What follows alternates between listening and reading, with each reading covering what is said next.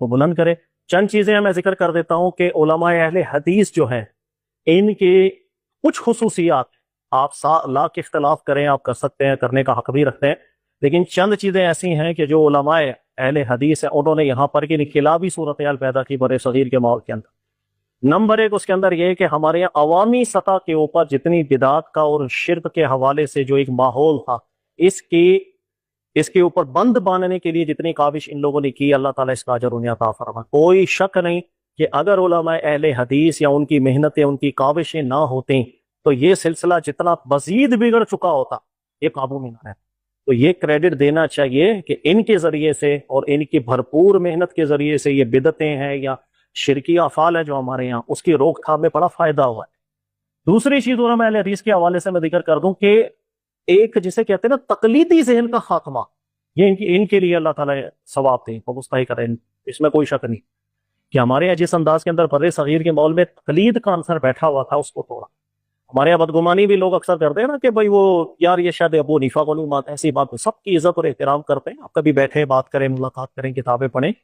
ایسا نہیں ہے کہ وہ علماء کی عزت نہیں کرتے یا مجتہدین کرام کی قدر نہیں کرتے۔ ایک پیٹرن ہے وہ جس کو فالو کرتے ہیں کہ اگر کسی کی بات، چاہے وہ مجتہد ہے، چاہے وہ محقق ہے، امام ابو حنیفہ ہے، امام شافعی ہے، امام مالک حنبل ہے، رسول اللہ صلی اللہ علیہ وسلم کے بعد کسی کی بھی بات اگر دلیل میں کمزور نظر آتی ہے تو وہ وہاں جائیں گے جہاں انہیں قرآن و سنت لے کر کے جانا ہوتا ہے، وہ اس عالم کی، اس محقق کی دعا کرتے ہیں اللہ ان کو ثواب دے، لیکن اس کو ہم عمل نہیں کر سکتے، یہ ان کا پیٹرن ہے۔ یعنی وہ تمام علماء کے اقوال کو پڑھیں گے، اجتہادات کو دیکھیں گے، پھر دیکھیں جو بات دلیل میں زیادہ مضبوط ہے اس پر عمل کرتے ہیں۔ تو یہ ایسا نہیں آپ بیٹھے ہیں علماء کی صحبت لیں، آپ کو پتہ چلے گا، ایسا نہیں کہ وہ مجتہدین کرام سے متعلق کوئی بغض رکھ کے دلوں میں بیٹھے ہوئے، ایسی بات بالکل نہیں ہے۔ اور تیسری چیز یہ کہ یہ میرا ذاتی تجربہ ہے، ظاہر ہے کہ اہل حدیث مکتب فقہ سے میرا تعلق نہیں ہے، لیکن سلام دعا جتنی دوستی یاری میری رہی ہے آج بھی ہے، میں جس تجربے پہ پہنچا ہوں، توبہ کرنے کے اندر یا ان کو پتہ چل جائے کہ ان کا موقف غلط ہے یا دلیل کا اور مضبوط ہے، سب سے زیادہ جلدی سے رجوع کرنے والی طبیعت میں نے انہوں میں دیکھی۔ یہ میرا اپنا ذاتی تجربہ ہے، میں مطلب 100% لوگوں کی بات نہیں کر رہا ہوں، میں اپنا ذاتی تجربہ آپ کو بیان کر کہ میرے پاس بھی بہت سے لوگ آتے ہیں، بہت سے فرقوں سے متعلق ہیں، فکروں سے متعلق ہیں، اور کسی فرقے والے کو توبہ کرانا بڑا عذاب ہے، دنیا کا سب سے مشکل کام ہے، وہ نہیں مانتا غلطی، وہ مجال ہے اس کے لیے کہنا کہ آپ غلط ہے۔ لیکن یہ چیز میں نے دیکھی ہے الحمدللہ، اہل حدیث جو فرقے سے لوگ متعلق ہوتے ہیں ان میں بہت بڑی تعداد ایسی ہے کہ آپ ان کے سامنے جب دلائل رکھتے ہیں اور وزن محسوس کریں تو وہ مانتے ہیں، کہتے ہیں ٹھیک بات آپ یا وزن۔ اس چیز کا مجھے بہت تجربہ رہا ہے، یہ چیز مجھے اچھی لگتی ہے کہ فرقہ واریت کے ماحول کے اندر یہ طبیعت سب سے زیادہ یہاں دیکھنے میں ملی ہے۔ اس کے مقابلے میں باقی افکار، باقی فرقے،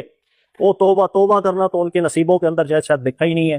یا ہوگا تو اللہ جس کو توفیق عطا فرمائے۔ تو یہ چند چیزیں ہیں، اور یہ ساری چیزیں آپ یقین کریں ساجد میر صاحب کے حوالے سے، اور کچھ عرصہ جس وقت وہاں بھی تھا